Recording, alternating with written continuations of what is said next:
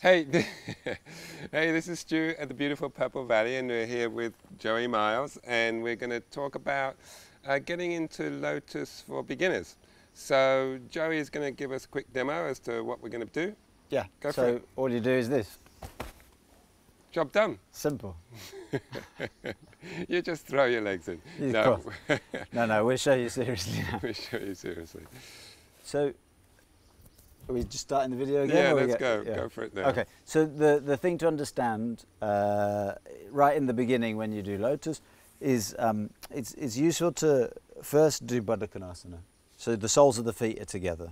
Okay, if when you do this pose there's a little gap here, that's okay, but ideally we bring it in close. Okay, now if your knees are low down like mine and basically resting on the floor, then you've got a good chance of doing Lotus very safely, and it's going to be fine because it requires this major external rotation of the hips. Now for many people the feet will be further forward, the knees will be up here. Okay, if that's the case, you're not going to be able to do Padmasana. You won't be able to do it. You can work on the opening of the hips, and you can work on learning to cross the legs in Sukhasana. That's a better thing for you. But as a basic rule, we always look at this range of mobility first. Now the next thing that's very important to understand is when my leg is straight, okay, if I rotate the leg out like this and rotate the leg in, then you can pretty much see from the shin bone to the thigh bone, it's all pretty much in a straight line. You can see the movements coming here from my hip, okay? Likewise, if I bend the leg and close the knee joint completely, if I take the knee out to the side, the movement's coming from the hip, okay? But what people forget is when the leg is here in semi-flexion, so when it's bent essentially, if you zoom in for a moment here, Nick, if you look here at the top of the tibia there, when I now actually rotate, can you see this range of motion here? Can you see that? Okay, there's a huge range of motion. Now the anatomy books don't tend to mention that much because they just say it's a hinge joint, and of course it kind of is.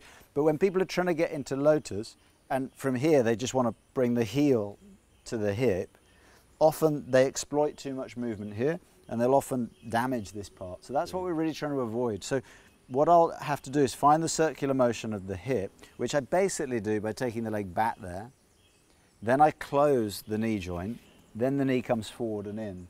But to find the circular motion of the hip, I'm going to show you standing up, so you may need to just zoom back a bit, Nick. So the first thing I ask people to do is to raise one knee to here. So that's basically position one. Position two, the leg goes out. Okay, if I show you from the third position, I've done position one, position two, then I just take the leg back like this. Okay, so I've basically gone around. So we divide it a few times, one, two, and back. And then when we make that a fluid motion, you can see it becomes this sort of circular motion to the hip. Now once I've got used to that, you can obviously practice both sides, and actually it becomes quite a pleasant kind of fluid motion to do. Okay, but now once I've found that motion, if I show you from here, I'm going around in that fluid motion of the hip. Does that make sense? So actually you don't normally see it. You normally see me just go, like I sort of joked in the beginning. But actually what's happening here deep in the hip joint is I'm going up, I'm going back and around. Now the joint's closed, then the heel comes in, then this comes around and in. Is that kind of clear? You can kind of see it. So when you're here, it looks like I'm just bending the leg and doing this, and then I kind of am. But actually I've turned the hip out, I bring it back and around. So I want you to just observe again, see the similarity, sorry for going up and down, but see the similarity between this motion here, okay, and this motion here, which of course is much harder when you're sitting because the hips won't move as much. As soon as we sit down, it's really difficult to get that same motion. But essentially, the leg has come up, back, around and in. So that's the circular motion. Now, if the knee is down and we bring the other leg in, you can slide it on top.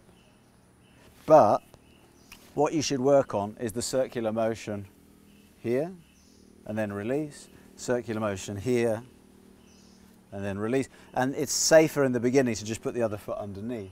So that's half Lotus. Now, of course, many of you go, great, I can see it, but I can't do it because there's more tightness here in the hips. So I've put the sunbed like that, but basically you can just use a wall.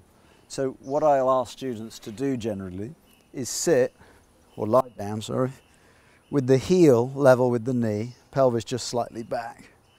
So we start in that position and relax. Now it's much easier to get this part to all go soft. The hamstring goes soft, the quads go soft, the buttocks go soft. Okay, so we relax there for a bit. Then we can bring the foot across and just relax. Then we can just slowly explore this range of motion. And it should almost, because it's so relaxed, it almost falls into position. So we just go. Now, of course, many people stop here and they feel the grip. You've got to get this to release. Then it'll almost fall in. Okay. Again, it's kind of tricky when you watch me because my hips are so open, they just sort of falls into the shape. But that's a really good, safe place to explore where is the grip. Because you need to find the grip, let it soften, and then it'll come in. Okay. But I really can't emphasize it enough that the knees, there's not a great deal of nerve endings here. So often what I find with yoga students is they overly zealously trying to get into Lotus, and actually it's only later that they realize they've hurt their knees. So please don't hurt your knees when you're trying to do Lotus.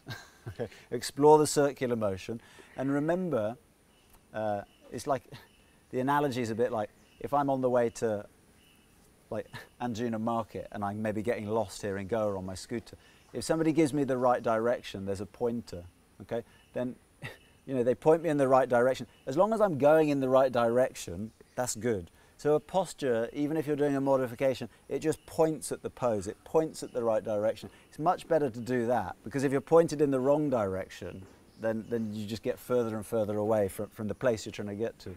So it's really important to just modify the poses accordingly. So if you find that circular motion, explore the circular motion in the hips, then that's going to take you towards Lotus. If you explore and increase the range of motion here in the outer rotation in the Padmasana, that's going to be your pointer. So remember that. Just point towards the pose. Nice. Thanks so much, Joey. So just take your time, as Joey said. There's no rush to do Padmasana, and better to look after your knees, because I see far too many people that have buggered up their knees. So just like really take your time, and they will open. Honest. Notice I got my fingers crossed. Take care.